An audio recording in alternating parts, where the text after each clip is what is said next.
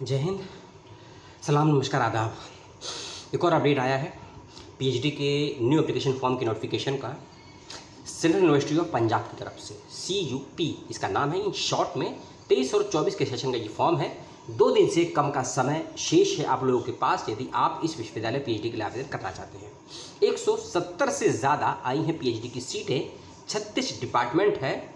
सीटों की संख्या लगभग आपको बता दी है। Entrance, interview, synopsis, exemption, without exemption, fellowship और यूनिवर्सिटी के विषय में करेंगे बातचीत। इस यूनिवर्सिटी के बारे में छोटे से वीडियो के अंतर्गत आपके पास कोई डाउट, चंगा सवाल हो इस इन्फॉर्मेशन को लेकर जो आपको देने वाला हूं, या पिछले किसी विश्वविद्यालय की इन्फॉर्मेशन को लेकर, तो कमेंट करके जरूर पूछिएगा। यदि आपने पूरा वीडियो देखा है किसी भी विश्वविद्यालय को लेकर जो मैंने बनाया है, तो आपको सवाल पूछने की जरूरत पड़ेगी ही नहीं। अगर आपने वीडियो अधूरा देखा है या कुछ सेकंड्स का देखा होगा तो सवाल आपके पास जरूर होगा। और वीडियो को शेयर और लाइक करने की कोई ज़रूरत नहीं है। मेरा काम है आपको इन्फॉर्मेशन देना, आपका काम है इन्फॉर्मेशन लेना। शेयर करने की जिम्मेदारी यूट्यूब पर छोड़ देते हैं, ठीक है।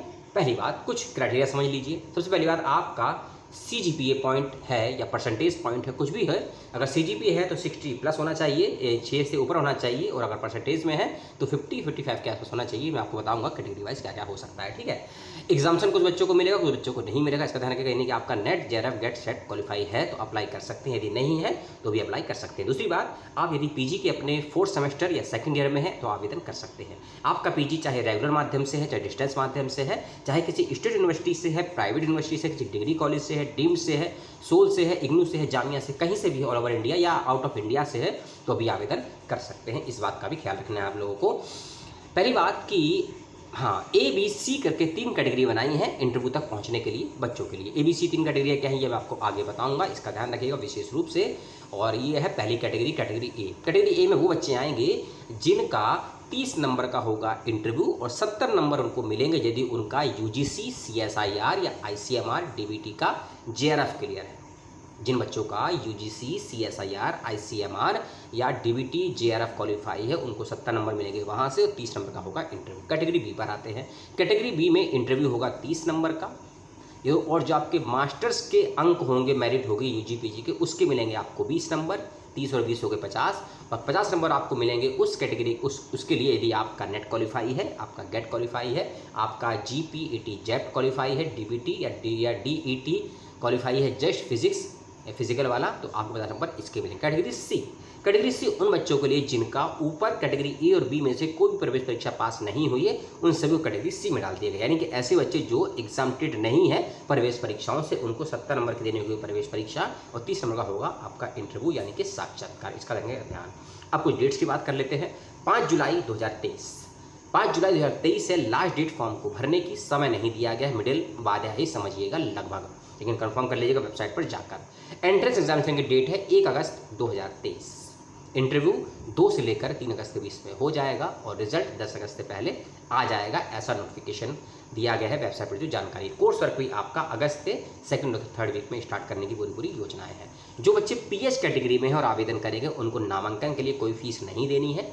SC ST कैंडिडेट को केवल 500 रुपये की फीस देनी है, और general OBC non creamy layer EWS को 1000 रुपये की फीस देनी है। ध्यान रखिएगा। फीस और UPI डेबिट क्रेडिट कार्ड से भी कर सकते हैं, इसका ध्यान रखिएगा, ठीक है। UGC के जो भी नियम है, रूल्स एंड रेगुलेशन है रिजर्वेशन को लेकर, सारे यहाँ पर भी लागू होंगे। और यदि आपके 50% अंक आए हैं, यदि आपके 50% अंक आए हैं तो आवेदन कर सकते हैं यदि आप SC ST OBC non creamy layer और PWD कैटेगरी में हैं। और यदि आप SC ST OBC non creamy layer PWD category में नहीं है तो आपके 55% या उससे ज़्यादा नंबर होने चाहिए आवेदन करने के लिए। इन बातों का रखिएगा विशेष रूप से ध्यान, ठीक है। और स्कॉलरशिप के विषय में यूनिवर्सिटी ने अपने हाथ में सभी शक्तियां ले रखी हैं, क्योंकि जब से न्यू एजुकेशन पॉलिसी आई है और तब से यूनिवर्सिटीज़ को ऑटोनॉमस दे दिया गया है फेलोशिप के मामले को लेकर, या उनको शक्ति प्रदान कर दी गई, तब से यूनिवर्सिटी में किसको कितनी फेलोशिप देनी है ये मामला यूनिवर्सिटी के हाथ में चला गया। क्योंकि सभी केंद्रीय विश्वविद्यालयों में फेलोशिप मिल रही है, ये बात भी सच नहीं है, और सभी स्टेट विश्वविद्यालयों में फेलोशिप मिल रही है, ये भी सच नहीं है। तो यूनिवर्सिटी का मामला है फेलोशिप को लेकर, तो आपको वही मिलेगी जानकारी। क्योंकि प्रोस्पेक्टर का पेज नंबर 11 कहता है, पेज नंबर 11 का पॉइंट नंबर A और 2 कहता है कि एप्लीकेशन हुई है qualify national level test UGC CSIR NET DBT NET ICAR NET GATE JEST and extra if selected they shall be give UGC non NET परीक्षा। इसमें तो कहा गया है कि जो भी बच्चे सेलेक्ट होंगे पीएचडी के लिए, जिनकी उपरोक्त प्रवेश परीक्षा पास है, या फिर जो भी बच्चे सेलेक्ट होंगे जो नॉन नेट के लिए भी होंगे, उनको भी 8,000 रुपये की मिनिमम जो फेलोशिप है वो दी जाएगी। इसके अलावा जेआरएफ जो मिलता है वो जो बढ़ गया है, जेआरएफ 31 से 37 36 हो गया है, एसआरएफ भी बढ़ गया है, इसके बारे में जानकारी होगी, अलग से वीडियो में जरूर बनाऊंगा, ठीक है। तो फेलोशिप लगभग सभी को मिलना तय है, ठीक है। एंट्रेंस एग्जामिनेशन एमसीक्यू माध्यम से होगा, नेगेटिव मार्किंग नहीं होगी, 50% आपका रिसर्च मेथोलॉजी का होगा, 50% आपका सब्जेक्ट सिवाय का रखा है, ठीक है। अब आते हैं सीटों को लेकर और इंटरव्यू को लेकर। मैं आपको बता दूं कि इंटरव्यू भी ऑफलाइन होगा, एंट्रेंस भी ऑफलाइन होगा, यूनिवर्सिटी में जाकर ही आपको अपना एंट्रेंस इंटरव्यू देना होगा, ठीक है। टीए डीए किसी प्रकार का नहीं मिलेगा किसी बच्चे को, इसका ध्यान रखिएगा। टोटल सीटें मैं आपको बताऊंगा, कैटेगरी वाइज सीटें नहीं बताई गई हैं, इसका ध्यान रखिएगा।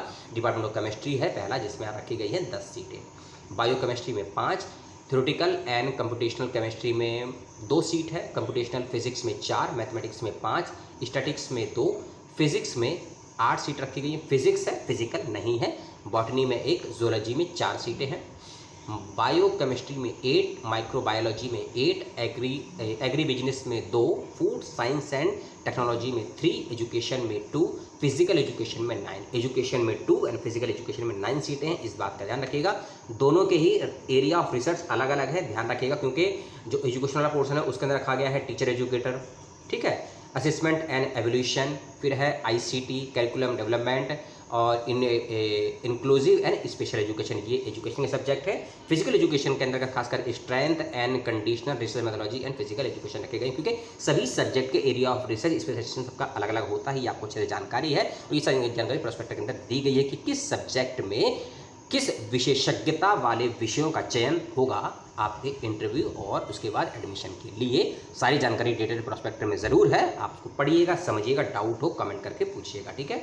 अगला विषय है कंप्यूटर साइंस एंड टेक्नोलॉजी, जिसमें 6 सीटें हैं, एनवायरमेंटल साइंस में 5, जियोग्राफी नहीं, जियोलॉजी में 8 और ज्योग्राफी में 2, भूगोल के अंदर 2 सीटें हैं और जियोलॉजी में जो होता है ज़मीन के नीचे वाला उसके अंदर 8 सीटें रखी गई, ठीक है। हेल्थ एंड साइंस में इसके अंदर है human genetics 2 seats, molecular medicine में 5, medicinal chemistry and pharmaceutical science में टोटल 4 सीटें हैं, ऐसा बताया गया है। फार्माकोलॉजी में 6, लाइब्रेरी इंफॉर्मेशन साइंस में 3 सीट है, mass communication and media studies, इतना बेहतरीन बड़ा और देश को चलाने वाला, व्यवस्थाओं को बदलना सब्जेक्ट, इतना बेहतरीन, सीट की संख्या केवल 1, और इसके अंदर भी रिसर्च होगा मीडिया लिटरेसी को लेकर, ठीक है। अगला सब्जेक्ट है पॉलिटिकल साइंस, जिसमें आई हैं 5 सीटें, बेहतरीन इसमें रखा गया है। इस सारे एरिया रिसर्च जैसे कि पढ़ देता हूँ आपको, या पॉलिटिकल साइंस के लिए अप्लाई करना चाहते हो अपना रिसर्च प्रोपोजल बनाइएगा, Indian policy, Indian foreign policy, south central या फिर south east Asian studies, health, democracy, Jio economics and Jio politics and great politics and Jio politics of Eurasia, religious and Indian foreign policy, ये अच्छे subject दिए हैं air research को लेकर department of political science में PhD करेंगे। Department of अगला है इंग्लिश लिटरेचर, जिसमें रखी गई हैं 3 सीटें, कितनी है, केवल 3 सीटें, कुछ सीटें देखिए छूट गई हैं, जल्दबाजी में पेज ऊपर नीचे हो गया। इंग्लिश, हाँ, इंग्लिश में है 3 सीटें, पंजाबी भाषा में है 3 सीटें, performing art, theatre and drama के अंदर रखी गई 4 सीटें, म्यूजिक्स में रखी गई हैं टोटल 5 सीटें, लॉ के अंदर 11, कॉमर्स के अंदर 1 सीट, सीटों की संख्या भी और भी बाकी है। जैसे कि डिपार्टमेंट ऑफ इकोनॉमिक्स, इसमें 10 सीटें हैं, हिस्ट्री में 5, साइकोलॉजी में है 12 सीटें, टोटल सीटों की संख्या है 174। ये सीटों की संख्या को इंक्रीज और डिक्रीज किया जा सकता है, यूनिवर्सिटी को अगर लगता है उनके अंतर्गत जो शिक्षक हैं, एसोसिएट स्टूडेंट प्रोफेसर, उनकी संख्या कम हो सकती है, तो सीटों की संख्या में कमोत्तरी या बढ़ोतरी दोनों ही हो सकती है। सेंट्रल यूनिवर्सिटी ऑफ पंजाब के पीएचडी 2023 और इसका ये एप्लीकेशन फॉर्म था, जिसकी जानकारी मैंने आपको दी।